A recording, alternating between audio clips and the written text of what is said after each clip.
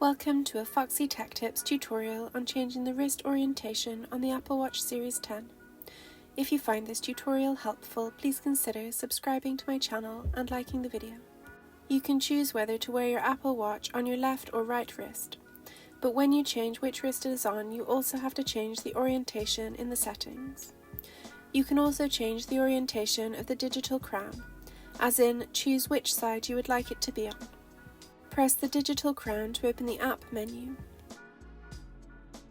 Tap the settings cog to open settings. Scroll down settings and select general. Then tap orientation. You can now choose which wrist your watch is on. If you scroll down, you can pick which side the digital crown is on, and the watch face will flip accordingly.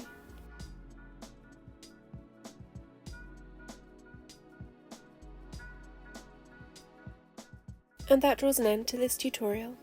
Please like the video if you found it helpful and subscribe to Foxy Tech Tips for more Apple Watch tips and tricks.